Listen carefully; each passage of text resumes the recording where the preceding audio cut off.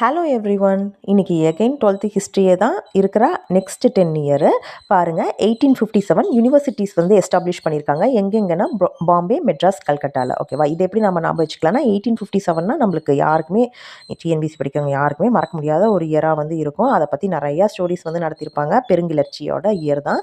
So அந்த பெருங்கிளர்ச்சி முடிச்சோடனே ஒரு கண் துடைப்பாக எல்லா முக்கியமான மாகாணங்களில் யூனிவர்சிட்டி உருவாக்குனாங்க பிரிட்டிஷ். நம்ம ஞாபகம் வச்சுப்போம். 1857 யூனிவர்சிட்டி எஸ்டாப்ளிஷ் பண்ணியிருக்காங்க. ஓகேவா?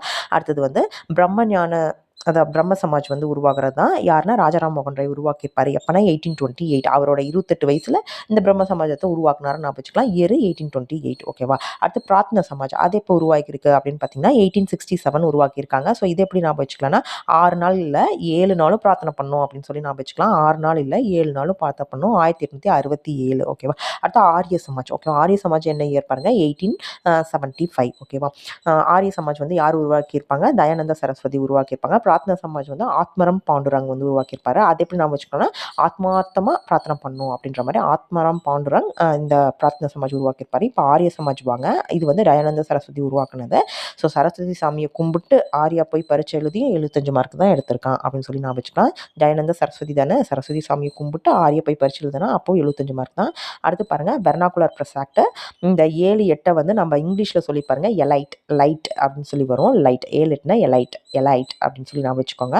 ஸோ இந்த ரொம்ப இந்த இந்தியன் பீப்புள் வந்து தொல்லை பண்ணுறாங்களே என்ன பண்ணுறது அப்படின்னு பிரிட்டிஷ் யோசிச்சுட்டு இருந்தப்போ அப்படியே அவங்க மூளைக்குள்ளே வந்து ஒரு லைட் தெரியுது அப்படின்னு சொல்லி நான் வச்சுக்கலாம். இந்த ப்ரெஸ் எல்லாம் கொஞ்சம் முடக்கிடுவோம், இதுதான் பிரச்சனையாக இருக்கா அப்படின்னு சொல்லி வெர்னாகுலர் ப்ரெஸ் ஆக்ட் போட்டாங்கன்னு நான் வச்சுக்கலாம். எலைட். ஓகேவா? 7 8 1878.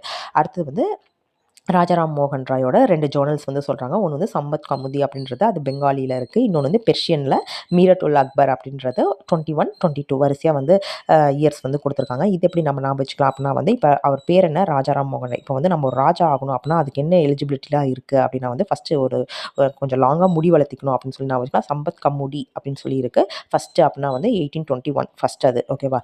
அடுத்து ரெண்டாவது என்ன பண்ணணும்னா மற்ற ராஜா கூடலாம் வந்து ஃப்ரெண்ட்ஸ் ஆயிடணும். இவர் வந்து அக்பர்னு பேர் இருக்க ராஜா கூட ஃப்ரெண்ட் ஆகிட்டாரு அப்படின்னு நம்ம வச்சுக்கலாம். நெக்ஸ்ட்னா வந்து ரெண்டாவது. ஓகேவா? ஃபஸ்ட்டு முடி அதுதான் சம்பத் கமுதி. ரெண்டாவதுனா 2 தான் 1822. அக்பர்னு பேர் இருக்குன்னா அக்பர் அந்த மீரட் உல் அக்பர் பெர்ஷியன் லாங்குவேஜ் பேர்னா பெர்ஷியன் வச்சுக்கலாம். ஸோ அந்த 2 ஜேர்னல்ஸ் ராஜாராம் மோகன் ராயோடது. ஓகேவா? அடுத்து வந்து மெட்ராஸ் நேட்டிவ் அசோசியேஷன். இப்போ யாராவது உங்ககிட்ட நீங்கள் என்ன நேட்டிவ் அப்படின்னு கேட்குறாங்கன்னா என்ன அர்த்தம், நீங்கள் வந்து நேட்டிவ்ல இல்லை வேற எங்கேயோ ஒரு பிளேஸில் இருக்கீங்க அதனால நேட்டிவ் கேட்குறாங்கன்னா அப்போ 2 இடம் இல்லையா, அப்போ 2ன்னு நான் வச்சுக்கோங்க. 1852 அந்த மந்த்தும் பாருங்கள் 2வது மந்த்து தான் பிப்ரவரி. அந்த டேட்லேயும் 2 வருது 26. ஓகேவா? அடுத்து வந்து என்ன எம்என்ஏவோட பெட்டிஷன் வந்து டிஸ்கஸ் பண்ணது வந்து 1853 மார்ச் இருக்குது. பெட்டிஷன் வந்து வீரமாக வந்து மார்ச் பாஸ் வந்து பிரிட்டிஷ் பார்லிமெண்ட்டில் அப்படின்னு சொல்லி நான் வச்சுக்கலாம். அடுத்து செய்மூர் வந்து